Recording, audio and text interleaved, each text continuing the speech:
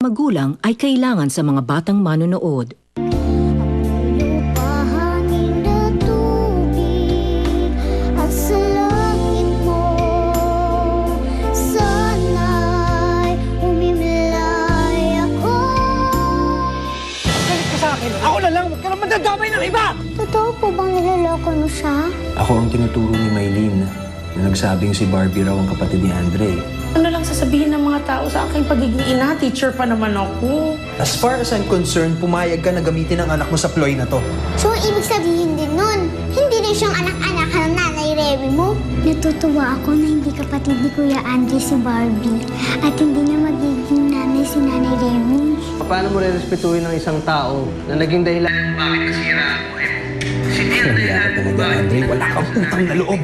Nakahanda po akong magbigay ng 1,000,000 piso kung sino man makapagtuturo kung nasan yung anak kong si Abigail. Maliit lang yung 1,000,000 na bibigay nila. Eh, ano gagawin mo? Mahalaga ang loyalty namin sa'yo ngayon. Nagbabaka sakali lang kami na baka suklihan mo din yung loyalty namin na mas malaki sa ibibigay nila.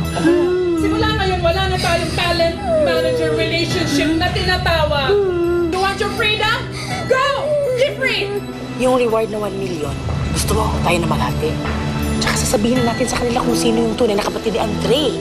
Sino yung Abigail na yun. Kilala mo si Abigail? Hindi. Kaya kita pinatawag kasi akala ko kilala mo kung sino. Kilala ko yung umampun. Pag nakita ko, kaya kong ituro. Pero hindi ko na alam kung nasan sila, ha? Pambihira ka naman, Cecil. Alam mo ba, nilaglag na kami ni Susie dahil sa pagsabuhatan ko kay Dee. Tapos wala pa akong mapapala sa'yo. Hindi ka naman nakakatulong.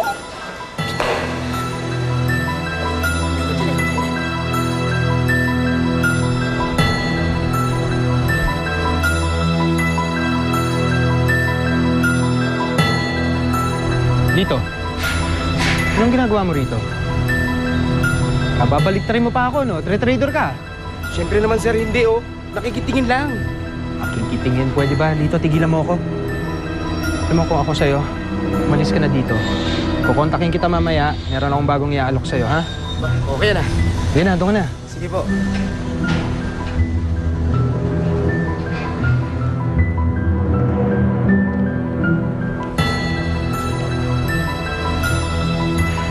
Anong ginagawa mo dito, ha?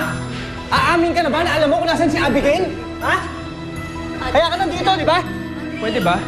Hindi ikaw ang pinunta ko dito at mas lalong hindi kita gustong kausapin. Anong ginagawa mo dito? Look, kahit na nilaglag niyo ako sa presko ninyo, making me turn out to be the bad guy, kahit na hindi naman ako, but I'm still here to show my support. 500,000 pesos galing sa amin ni Roseanne. Idagdag nyo na to dun sa reward na ibibigay nyo sa kung sino man makakahanap kay Abigail. Tulong na namin to sa'yo. Sa inyo. Take it.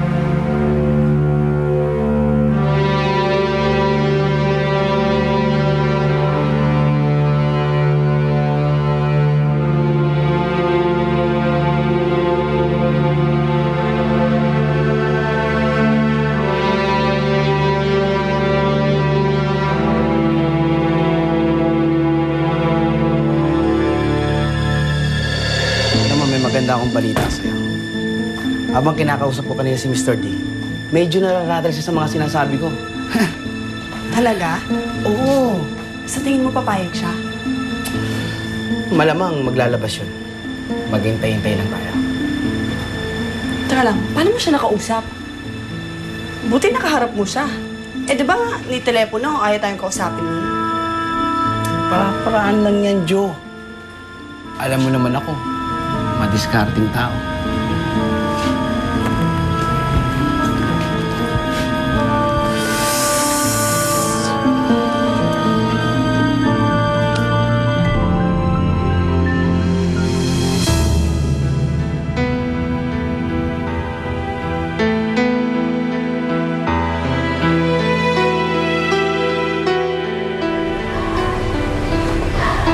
Roseanne?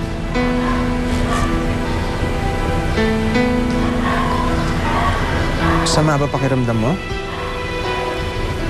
Kumain ka na ba?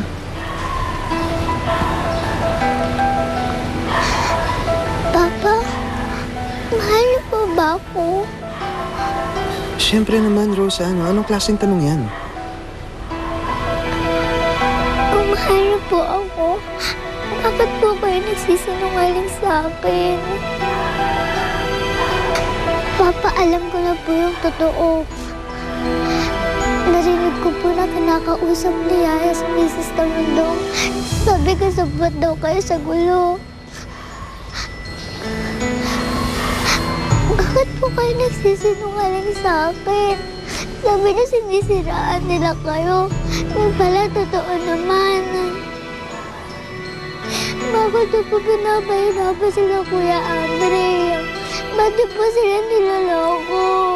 Anak, maniwala ka sa akin. Wala akong ginagawang masama. Hindi ako nagsisinungaling sa'yo. Rosa, hindi ko magagawang saktan ka. Maniwala ka sa akin.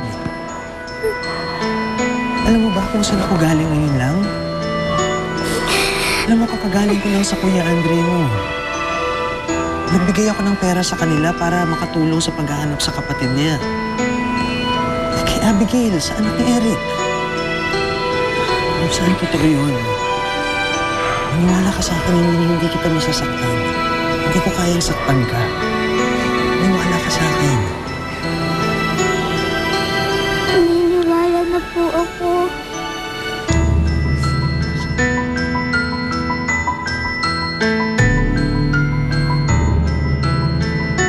Anong gagawin natin dito sa check-in bigay ni Mr. D? Sinabi ko naman sa inyo, wala akong tiwala dyan sa tao na yan. Mabuti pa, balik niyo na yan sa kanya. Dahil kilala ko yan si D. Magbibigay yan, pero siguradong may kapalit. Pwede naman natin ibalik yung check eh. Oh, teka muna ha. Hindi naman ninyong hiningi yan Kusang ibinigay yan. At saka mas maganda yan, mas mataas, mas matutuwa ang maghahanap kay Abigail. Eh kung ako lang, nako, dadagdagan ko yan. Gagawin ko 3 milyon. Ang problema lang, wala akong pere. Eh, kaya lang ho kasi, Chang, ang dami naman ho kasing tumatawag na sinasabi nilang alam nila kung nasaan si Abigail. Eh kung ganun ho, matatagalin tayong kumpirmahin kung totoo hindi yung sinasabi nila. Remy, ang mahalaga, may mga tumatawag. Ay, nararamdaman ko nandito na si Abigail. Malapit lang siya sa atin.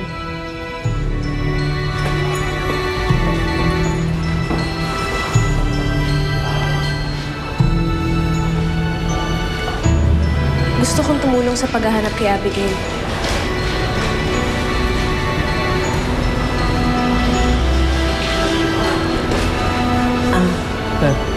Andre, gusto daw tumulong.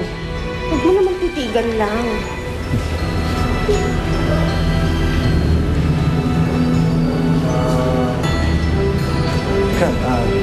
Tuloy ka dito.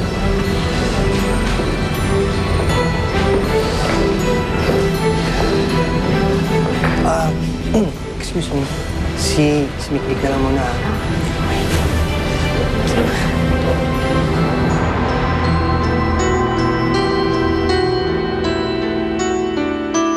Bakit kasi nag-usap pa kayo ni Maylin? Ha? Muntik tayo tuloy mabuko ng bata. Buti na lang napag-uusapan ko ba siya?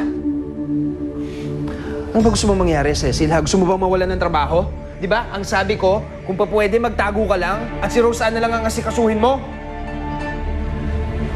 Pwede ba sa susunod, ha? Ayoko nang mag-uusap kayo ng kahit anong pagchichismis sa harap ng bata. Ha? Ito ka na.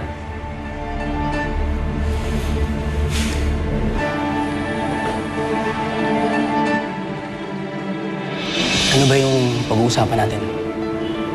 Ikaw na bahala kay Joe pati kay Jerome, ha? Teka, ano ba ang gusto mong gawin ko? Gusto ko mawala lahat ng problema ko tungkol dyan sa Abigail na yan. Gusto kong manahimik na lahat ang nakakaalam tungkol sa totoong Abigail. Kaya mo ba yon?